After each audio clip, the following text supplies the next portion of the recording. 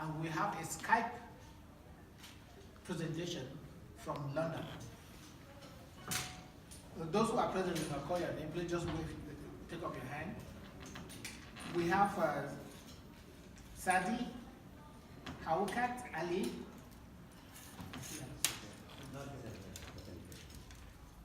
He's still Mr. Arif Ajaki, yes, to my right. Mr. Moni Nega, thank you, sir. And we would like to give the floor to kickstart this very important debate to Mr. Arif Akaji, but understanding that because of time constraint, we will be very sorry that time will also censor our discussion here. It will not be going to be us. And so from the time we have, each speaker will have 50 minutes to briefly present so that we can give room for participants to contribute and to ask questions. So please, don't cheat us by extending your 50 minutes. Thank you. Take the floor. Thank you, Mr. Chairman. Hello. Good morning, distinguished ladies and gentlemen. Thanks for joining us in this important briefing about the human rights situation in Pakistan. Ladies and gentlemen, I represent Muhajir nation of Pakistan, one of the most oppressed people in the world. First, let me have some historical perspective of Muhajirs. During the British time, when Indian independence movement was going, Muslims of Indian minority provinces had a fear, so they wanted to have a separate country for Muslims.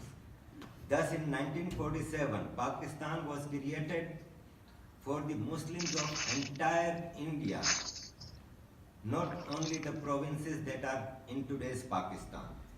So Muslims of minority provinces of India migrated to Pakistan as rightful citizens, not immigrants, as per India-Pakistan Independence Act. More than 2 million Muhajirs sacrificed their lives to create this country called Pakistan. Although Muhajirs did not know that after the independence, the country will fall to religious extremists, the feudal lords of the country.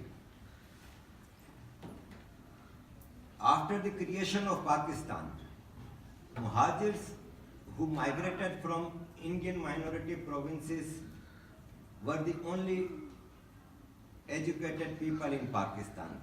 Therefore, Muhajirs started to rebuild Pakistan, and Pakistan was flourishing, developing until the military intervention. During the first military regime of Ayub Khan, systematically Muhajir employees in civil service were fired. Hundreds of civil servants were sent back home without any reason. During the Ayub Khan regime, his son came with an army of private militia to Karachi, and hundreds of Muhajirs were killed because they did not vote for Ayub Khan and they voted for the sister, Fatima Jinnah, sister of Quaid-e-Azam, the founder of Pakistan. This systematic elimination of Muhajirs in Pakistan continued until 71. After the war of 1971, Pakistan army lost that war, and 93,000 Pakistan army personnel were in Indian camps of prisoner of war. At that time, Pakistan army was totally broken. जी जी बंद कर दीजिए। and the country was handed over to Skype वहाँ पे computer Zulfikar पे कोई Ali sign Bhutto नहीं हो रहा वहाँ पे। as Prime Minister of Skype Pakistan. कोई साइन नहीं है स्काइप के ऊपर। During the 1970s, a number of legislations were introduced in Pakistan Assembly recording कर रहा हूँ इसलिए ज़्यादा to बात नहीं कर रहा। subjugate Muhajir पूरा people. रिकॉर्ड करके मैं आपको Quota system was one of those draconian law under which Muhajir students had limited seats in their own city, Karachi. In Karachi, Muhajir form about 70% of the population. And let me remind everyone that the province of Sindh contributes 70% to the national exchequer and 90% to the provincial exchequer. So Pakistan legislations prohibited Muhajirs from educational institutes and civil services. They said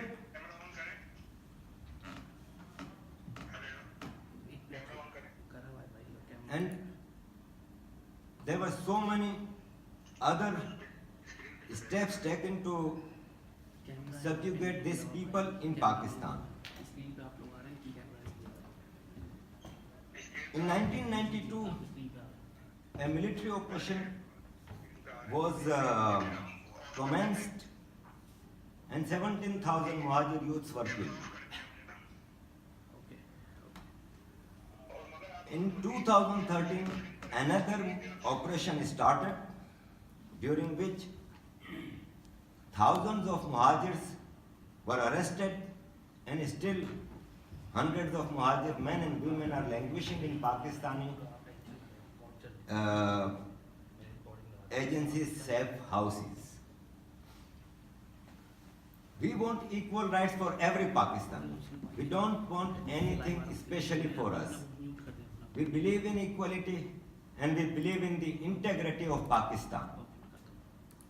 We are our forefathers created this country and we are here to save the society of Pakistan, to bring parity among the people. I will come again to the 2013 operation. The leader of Muhajirs, undisputed leader, founder of NQM, Muttahida Qawmi Movement, has an embargo on his speech and picture by the courts of Pakistan. This is totally against the freedom of expression as per United Nations Human Rights Charter. We lack many human rights in Pakistan. Right to education, right to work, right to liberty, right to belief, right to political affiliation, and above all, right to life. During this operation of 2013, we had 54 members in Provincial Assembly, 28 members in National Assembly, and 8 in Senate of Pakistan. All these members, the members of the legislative bodies, were either arrested.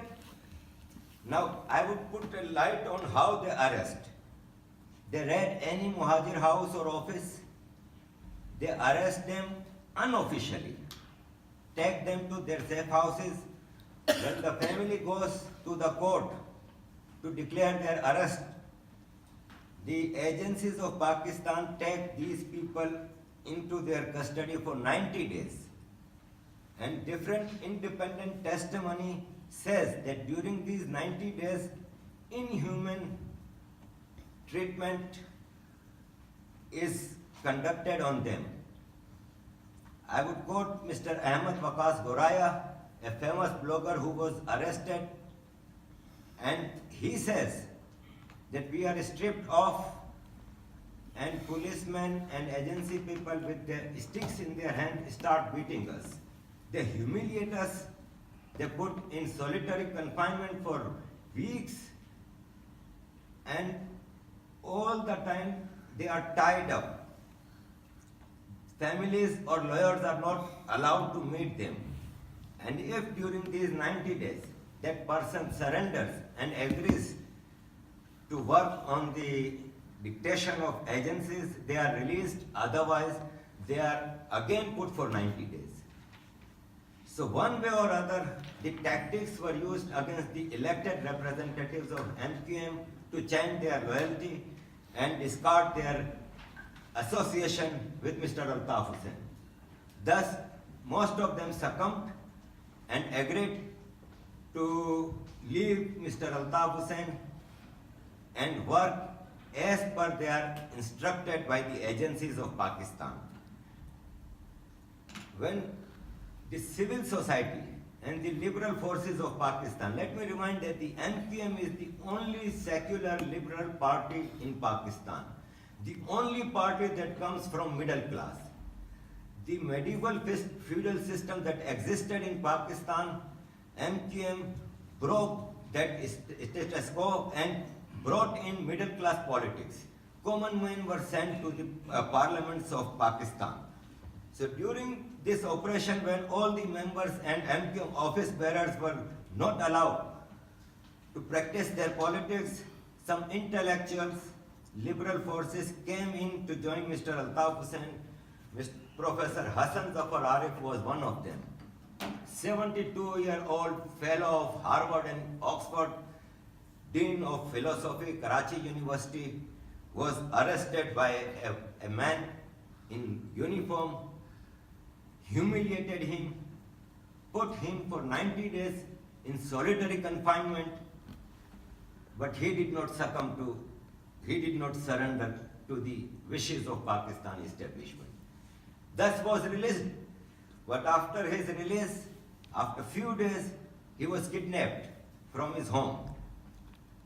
And the next day, his dead body was found on the back seat of his own car somewhere in North Karachi. He had so many wounds on his body, but his state declared it was natural death. His family was pressurized to declare that yes, it was a natural death. Now, blood on his face and so many other questions that what was he doing on the back seat of the car? Where was the driver? Who drove the car to that place? Nobody answers that. Because killing a Muhajir is order of the day in Pakistan. And nobody questions. If anybody dare questions to them, he is also put behind the bar. Mr. Dr. Hassan Zafar's murder was the final nail they put, and it was a clear message to the Muhajirs of Pakistan that anyone who will support Mr. Altaf Hussain will be killed and meet the same treatment. During this operation, all the offices of MQM, including our head office 90, is sealed. They claim that MQM people are raw agents, trained in India, and have huge cache of weaponry. My question is to the establishment of Pakistan, that during not a single raid, they did not face any resistance. Nobody fired a single fire on them. The alleged weaponry that they found in MQM offices, alleged, were there, but it was not used. So my question is that how a raw trained with such huge weaponry did not resist or fire on security forces, while in the same Karachi, when they raid on Taliban strongholds, they meet strong resistance and firing from Talibans. The reason to stop MQM was to hand over Karachi to religious extremists. Hatred politics, which is promoted by madrasas and the religious extremist parties. For example,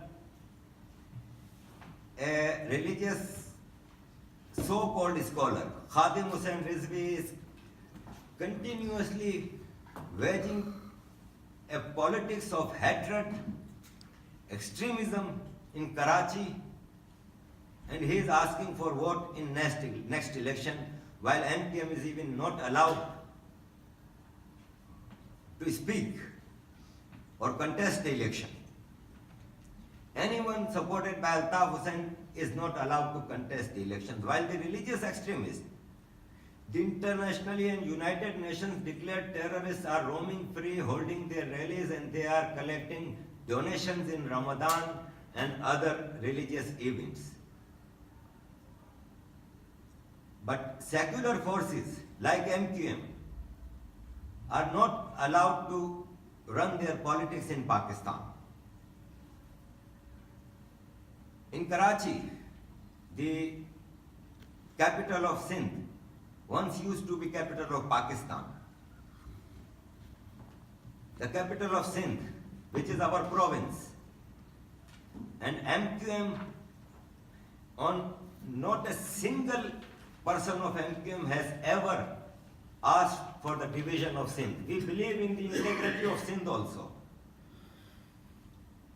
And we believe in the equal treatment to Sindhis, Muhajirs, or any other nations living in Karachi for the equal treatment. I have been asked to wind up my statement, so I would request to the delegates in this august body to play their role and urge Pakistan to allow freedom of expression to every citizen of Pakistan, to allow every Pakistani, including Muhajirs and the members of MQM, to work for the development of Pakistan. Allow Mr. Altaf Hussain his right to freedom of expression, his right to lead the nation, Muhajir nation. Thank you, Mr. Chair. Thank you. We have all understood and heard that he is a firebrand and speaking like a computer. Everything is just coming. If I were not constantly pinching him, he would have said so many things here. But since time is our regulator, we must come to an end. Thank you, sir. Thank you. From all that we have said, is that the repression of freedom of expression leads to violation of other rights. We have heard about arbitrary detention. We have heard about enforced disappearances. We have also heard about reprisal for political opinion. We have heard all that in his speech. And this is the reason why we are here. So that we should sing the song, stand on the mountaintops, and let the powers that be understand that the people want to speak. The people want to have their freedom of expression. And on this note, I think we should give him a clap. We are moving to another firebrand, the veteran journalist. And I must start by cautioning him, because when he starts, it's like a vehicle that has no brake. He just goes. Moni Megad is the next speaker. So please, you have the floor. But make sure you oil your brakes, oil your brakes. You have 50 minutes to do that. Thank you, Chairman. I will try to conclude it even in less than, I think, 10 minutes. So, when we hear about the Muhajir community, actually, who are they?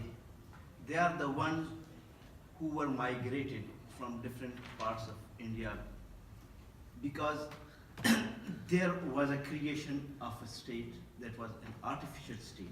Because of that, they suffered. When they came here, the majority of the Muhajir community came to Sindh and lived in Karachi. And since the creation of Pakistan till date, Karachi is the city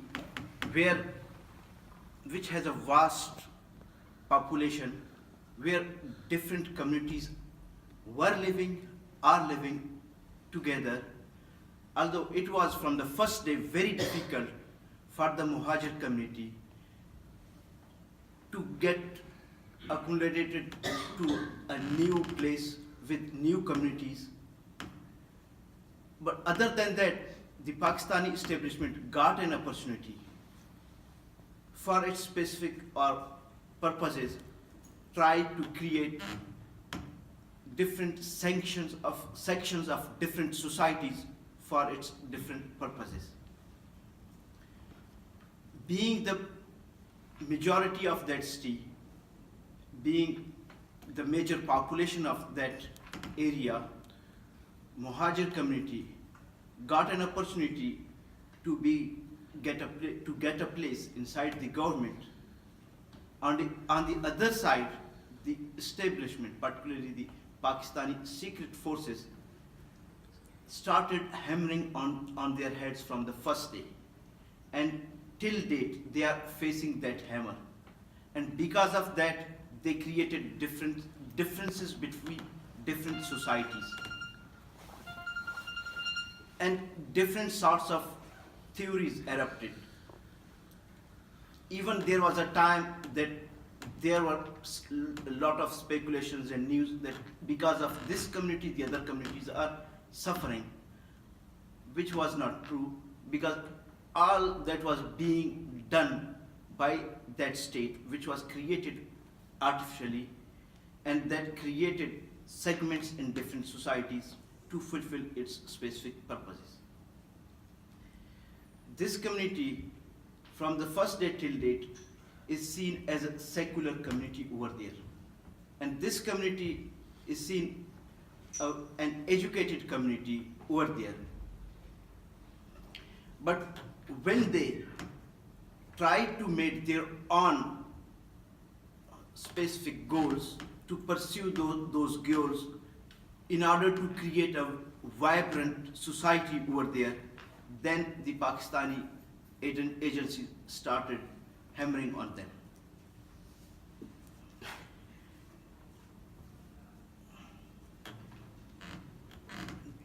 At different times we have seen them, they were part of the government, but on the other side,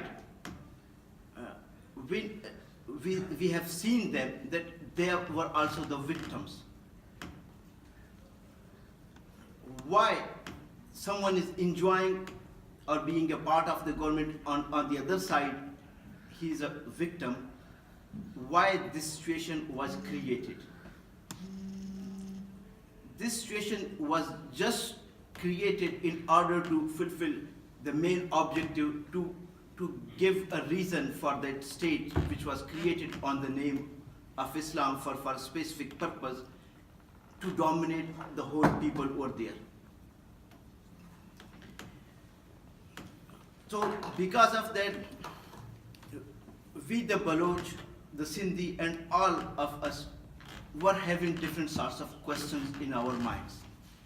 In 1997 or in 1996, I do not remember the exact date, when MQ Muhajir Qawmi movement was converted into Muttahida Qawmi movement, I myself was a student and I was also present in that event with Asif Bisanjo and other. At that time, we were thinking with a different hope that now at least we will get someone which will take all the communities together and lead towards a very positive direction and create an environment of peace and harmony and love. But unfortunately, when they started to create such an environment, the agencies again started playing differently. Today,